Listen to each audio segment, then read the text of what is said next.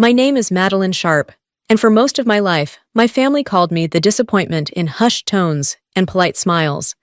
They didn't shout it, but they didn't have to.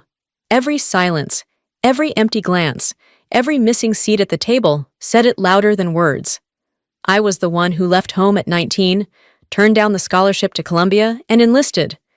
To them, that was the moment I threw my life away. My cousin Brendan, on the other hand, followed the script. Straight A's, blazer at family dinners, future officer stamped on his forehead. They built a pedestal for him before he even earned his boots. The night it all changed wasn't meant to be about me. They were celebrating Brendan's early admission into West Point, and the entire backyard was dressed like a 4th of July parade. Red, white, and fake pride. I was seated by the folding chairs near the fire pit. No one asked why I came alone. No one noticed the old callus marks on my hands or the way I watched the exits without thinking. I had learned how to disappear in plain sight. Then the moment hit. Someone shouted for quiet as the TV under the patio awning flashed red. Breaking news. I looked up without expecting much. But there it was. My name. My face. In full uniform, silver stars sharp against my shoulder. CNN confirms, Major General Madeline Sharp, youngest in U.S. history, named lead strategist behind international hostage recovery efforts. You could hear the forks drop. My father's glass shattered in his hand. Brendan's mouth opened, but nothing came out. My mother blinked like she'd seen a ghost. And me? I didn't stand. I didn't speak. Because when they could have clapped for me, they didn't. Now? They didn't even remember how. I hadn't been back to Ohio in almost a decade. The last time I crossed that county line, my hair was still regulation short, my boots still stiff from jump school, and my heart still held the kind of hope only the young and unproven carry. But hope doesn't survive long in a house where you're always the footnote. The invitation came as a group text. No greeting, just, Brendan's West Point send-off, sat at 5, family dinner, come if you can. No, we'd love to see you. No, how have you been? Just the kind of casual obligation you send to a forgotten cousin, not to the first woman in your bloodline to earn a ranger tab.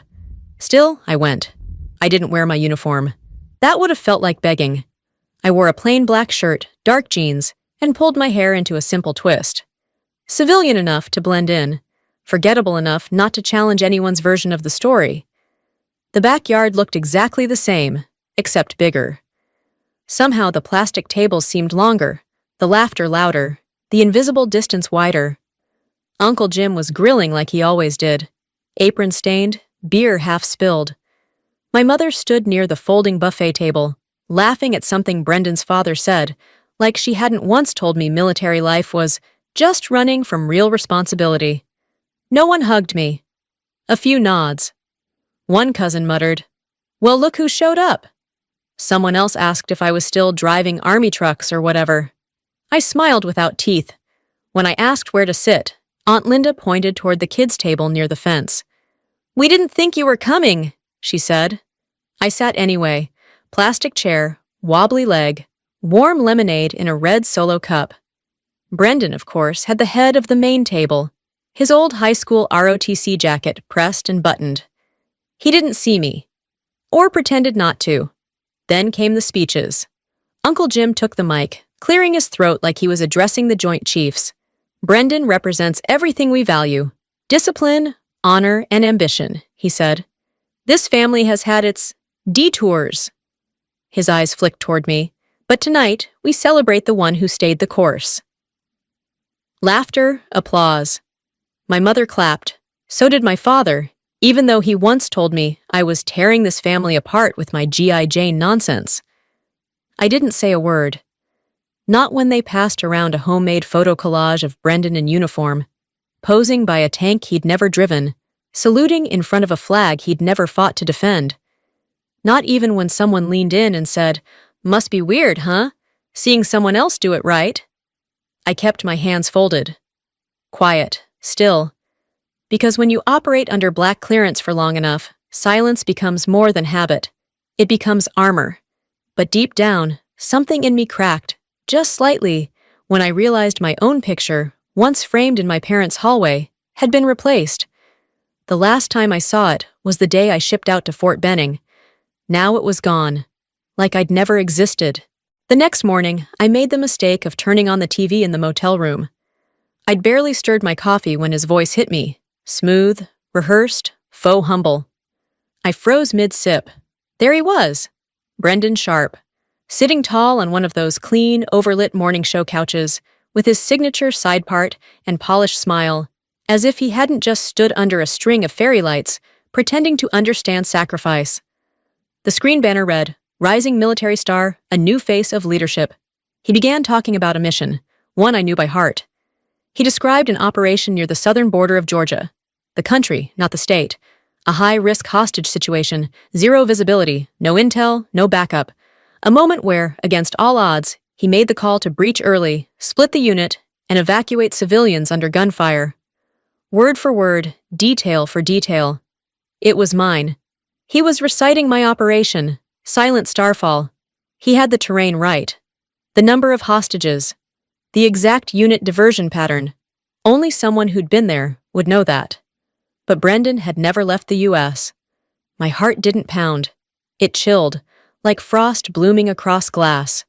I called my mother. "Did you see him on Channel 4? I asked.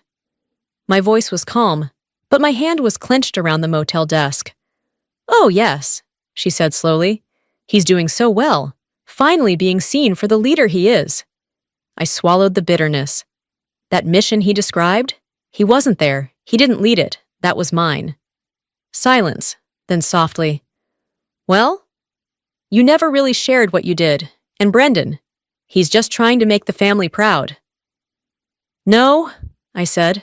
"He's trying to build his name out of the bones of mine." I hung up, not in anger, but in clarity. By noon, my secure line buzzed. Only 4 people in the world had that number. One of them was Lieutenant Colonel Raina Cross, my former mission strategist. Her voice came clipped, but urgent. "There's chatter," she said. "Someone's dredging up your record, especially the part where you refused General Kershaw's drone strike order back in 18. And now Brendan's parading your missions on live television? That's not a coincidence," I said. "No, it's not. And if you don't speak soon, Madeline, they'll write your entire story without you in it." When the call ended, I stared at the blank wall in my motel. Beige. Forgettable. Like they wanted me to be. I opened my old secure laptop, pulled up an encrypted darknet forum we used to monitor when things got too quiet. Typed in my name, just to see. It was worse than I thought. Dozens of threads. Delta rogue during Starfall. She compromised command. She cost lives. Every rumor linked back to one anonymous handle, MJR Delta. Whoever they were, they wanted to bury me with precision, quietly, elegantly. No scandal, no trial, just silence. I didn't flinch. I'd seen enemies in the dark before. But I never expected the knife to come from inside my own bloodline. The first time they tried to erase me, they did it through omission. No medals revoked. No court-martial. Just silence. The second time, they used my name like a weapon, hoping it would detonate before I could reclaim it. I met Jonah Sato in an old library that smelled like old paper and dust and paranoia. He owed me nothing, but I'd once pulled him out of a tribunal firestorm when no one else would. Jonah was a digital ghost with fingers like lightning and a brain wired in patterns no textbook could follow. "I need to know who's behind MJR Delta," I said. He didn't even blink. "Already on it." While he worked, I sat in silence. The world outside moved too fast now. News clips, whispers, falsified reports, and inside, it was just one truth I couldn't let rot. Hours later, Jonah looked up. "They cloned your ID." I stared. "They what?" "They've been using your old credentials, biometric, encrypted clearance keys, to access files. Not once, 7 times. Over 18 months, all tied to surveillance, AI drone activity, and off-the-books tracking of high-profile civilians." I swallowed. "From where?" Jonah hesitated. "A military IP out of DC assigned to Brendan's rotation." My chest tightened. It wasn't just identity theft. It was betrayal with institutional fingerprints. But Jonah wasn't done. He pulled up access logs. At the bottom, buried beneath layers of metadata, was a report. The security analyst who signed off on the breach incident just days ago, MJR Delta. I stood, heart thudding. This isn't a smear campaign, I whispered. It's a setup, a full-scale erasure. And now the noose was tightening. The very next morning, a message slipped under my motel door. No postage, no seal, just an envelope. Inside was a faded piece of paper. You don't remember me, but I remember you. Operation Starfall, Sector 12. You came back for us. You could have left, but you didn't. My sister works for CNN. I told her if she ever wanted to report something real, she should find you. Signed, Caleb Morin. I closed my eyes. Caleb, 12 years old when I carried him out under sniper fire, whispering promises I wasn't sure I could keep. He'd clung to me like I was gravity. I never forgot the look in his eyes. Terror and faith, twisted into one. 2 hours later, a knock came at the door. Calm. No rush. Just a quiet insistence. She wasn't what I expected. Sarah Morin, Caleb's sister, wasn't slick or hungry for headlines. She looked like someone who had already lost something and had no interest in pretending otherwise. She sat down across from me, pulled out a small recorder, and asked, "If I told your story, not for fame, not for noise, but because the truth deserves breath, would you let it be heard?" I studied her, the calm in her voice, the steadiness in her hands, and then I nodded. Only if you're ready to bleed for it, because the truth had already bled me dry. The CNN piece hadn't aired yet. Sarah was still digging, cross-checking details with Jonah, interviewing silent veterans who only spoke in coded nods. But word travels fast in places it shouldn't. I was driving back from the motel, just passing the long, splintered fence line of our family's property, when I saw it. Smoke. Thick. Dark. Churning like a curse into the sky. I slammed the brakes so hard the gravel beneath me screamed, jumped out, ran. My boots hit the dirt like old instincts snapping awake. The barn was burning. Flames curled out of the rear storage area. Hay ignited, black smoke rolling, the scent of chemicals too sharp for accident. On the porch steps, my mother was slumped over. Her hair was soaked with soot. Her hands were blistered. She was still breathing. Barely. I called it in, my voice cold, clipped, surgical. The kind of voice you use in battlefield extractions, not family tragedies. The paramedics came fast. I stood beside them like I didn't belong, like I was back in some war zone that had shapeshifted into home. My father didn't look at me, not even when I stood inches away. "You just had to open your damn mouth," he spat, voice gravel thick. "We didn't need your honor, Madeline. We needed peace." It wasn't rage behind his eyes. It was fear. And suddenly, I understood. This wasn't just personal anymore. Someone wanted us silenced. All of us. That night, Jonah called. Someone accessed your family's local security system. Thermal cameras, motion sensors, even your mother's hospital check-in records. I clenched my jaw. How? He hesitated. It was sloppy work, but the source bounced through a relay in Capitol Hill, traced back to Brendan's device. My heart didn't just sink, it calcified. I drove straight to the hospital. My mother was in recovery, pale beneath oxygen tubes. My father sat beside her like a shadow that couldn't admit it was scared of the light.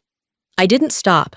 I found Brendan 2 floors down in the waiting lounge, hunched over a styrofoam cup of bitter coffee.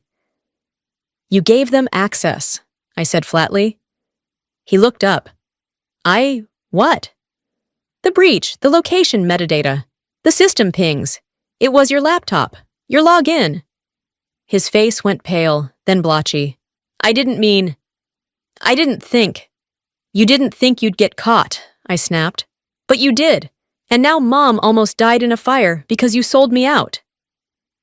He stood up, stumbled back a step. "I didn't light any fires." "No?"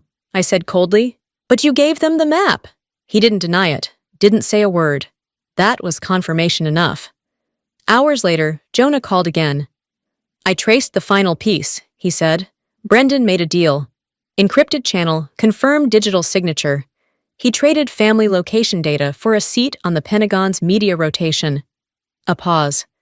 They used you. And he let them.